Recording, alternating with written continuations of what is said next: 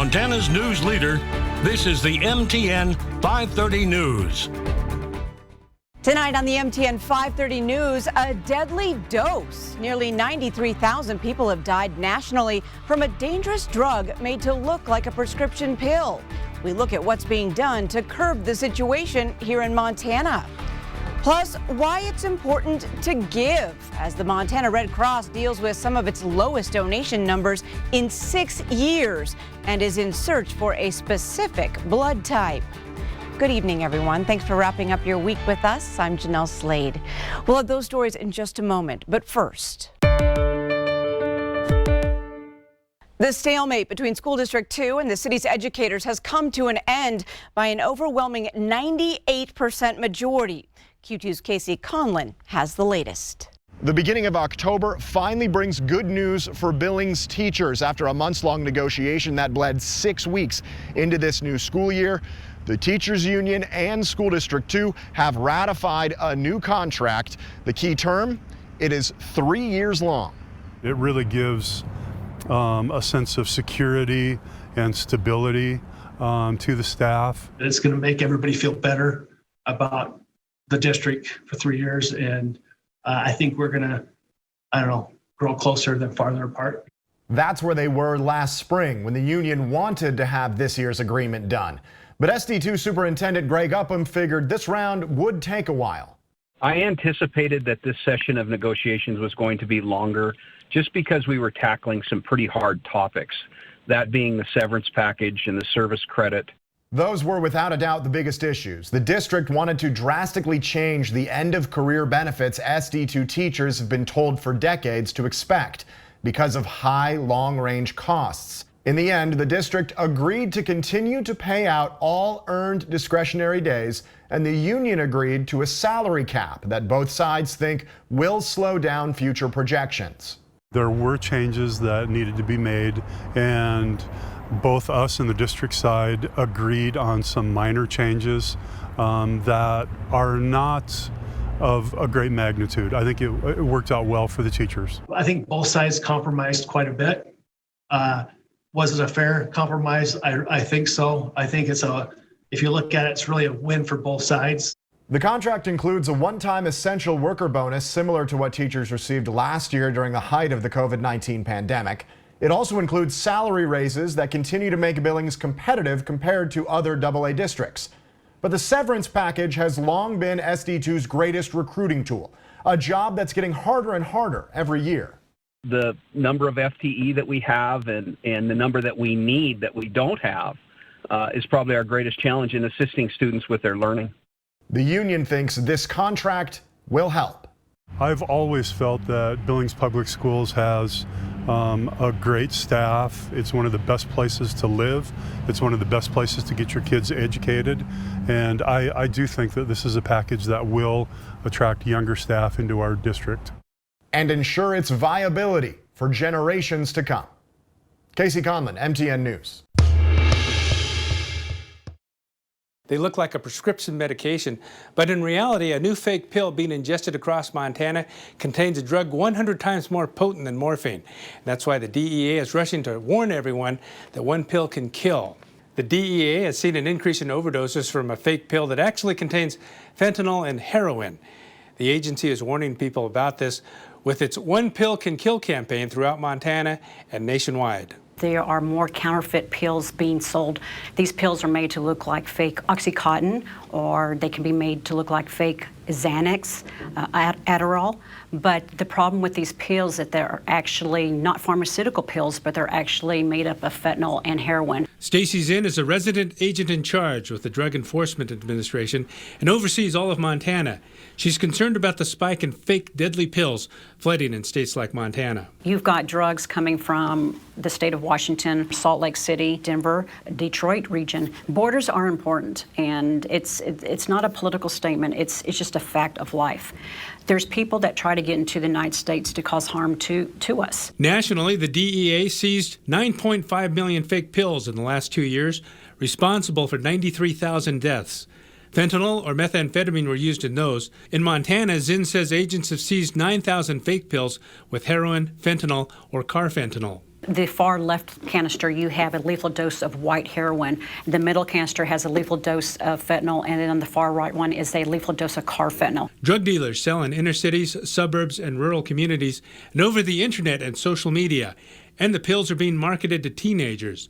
Zinn says some using the fake pills know the risks. They're willing to risk their lives in order to get that original euphoric feeling. And she says it's important to know where you get your prescription medications. Not on the street, not from an individual, your relatives, or anyone else that your friend, because you don't know if that pill is real or if it's fake. In Billings, David J., MTN News. A 38-year-old Billings woman is dead tonight after a two-vehicle crash on I90 just east of Columbus. Now, the accident happened right before 11 a.m. when a commercial motor vehicle was re-entering the highway from the eastbound rest area. Montana Highway Patrol Trooper Jared Delaney says the woman driving a Nissan Versa failed to recognize the slower speed and collided with the commercial vehicle. The accident shut down both eastbound lanes. Drugs and alcohol are not suspected. The name of the woman who passed away has not yet been released. Another day and another Yellowstone County death due to COVID-19. The county's death toll now stands at 334. Now, 33 of those came in September. More than 2,000 Montanans have now died from the virus. On top of that, more than 400 Montanans remain in the hospital tonight. Billings hospitals have 116 of those patients, and nearly 100 of those are not fully vaccinated. And health officials urge all residents to get vaccinated, saying it remains the best protection against the virus. Riverstone Health offers free walk-in clinics offering the first, second, and third doses, including the Pfizer booster shot. Now, 3 clinics are set up for next week, starting at Montana State University Billings on Monday. That's from 11 a.m. to 1 p.m. at the Student Union Building. There will also be a clinic from noon to 2 on Tuesday at the Billings Library Community Room. And the final clinic of the week is at South Park on Thursday, October 7th from 4:30 to 6:30 in the evening. Now, a full list of all the October clinics can be found on our website, ktvq.com. On Friday, 2 groups of parents gathered at the state capitol to share very different views on the mask issue. About 100 people from around the state took part in a parental rights rally on the Capitol steps, criticizing school boards that they say have implemented mask mandates and other COVID protocols without taking parents' concerns into consideration. I would love to see our school district actually demonstrate that they're listening to the parents in these conversations at their school board meetings and to follow their own recommendations, but ultimately give parents the choice. Many of those participating held signs criticizing mask rules. Speakers said mandates were an overreach and that they were having negative impacts on kids. With the mask in the schools, our kids do not get to see what our teachers are showing back at them. This is wrong in every sense of what has gone on. On the south side of the Capitol, several dozen people participated in a demonstration of their own, holding up signs supporting districts that have implemented COVID safety measures. I really believe there's another side. There's kind of a quiet majority of people who support public health measures, who really want kids to be safe. None of us love having to do these measures, but we believe in science-based decision-making.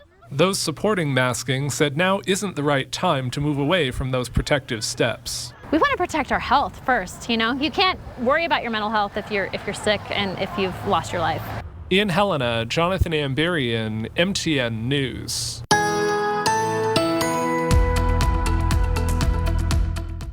Now turning to Chief Meteorologist Ed McIntosh on this Friday. We are just one day into October, but how's it going to look? Let's take a look at nationally. We're actually looking at some pretty warm conditions. All of those shaded areas, anywhere from Montana, especially into the Great Lakes states, it's trending warmer than average. And while it could be a little bit cooler into the Pacific Northwest, notice pretty much anywhere east of the divide, overall, we're going to be looking at a warmer average. That doesn't mean that every day will be, but certainly that's going to be the overall trend. As far as precipitation goes, we don't have a clue. There's an equal chance of it being drier, average, or wetter than average. No major signals really starting to move in.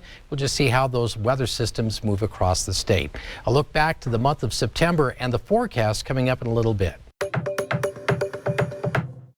Blood centers across the country are dangerously low on blood supply. In fact, some experts say the shortage is down to just a half a day supply in some areas. And all of this is yet another ripple effect of the COVID-19 pandemic. Across the nation, some hospitals have had to put major surgeries on hold with the backlog due to a low inventory in blood supply. We're seeing an emergency blood shortage right now nationwide, and that's pretty concerning. So the American Red Cross is sounding the alarm on the need for donations. It's a call to action we hear often, but those with the Red Cross of Montana and Idaho say this time it's more. And honestly, we need to collect about 10,000 additional units each week for the next month nationwide to really catch up to where we need to be. A sharp drop in turnout has placed supply at its lowest in 6 years. COVID is not passed through the blood at all. We're hearing a lot of questions whether you can donate blood if you've received the vaccine. And the answer is yes. In addition, there's a challenge of collecting it at businesses and schools, with many people now remote. What's the benefit of getting out there and donating? It's such a great feeling to know that you can come out and donate blood. It takes less than an hour of your time.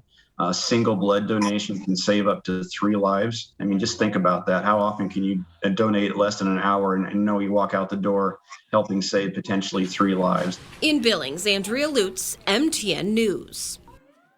And here's some news that will surely make you smile on this Friday. Take a look.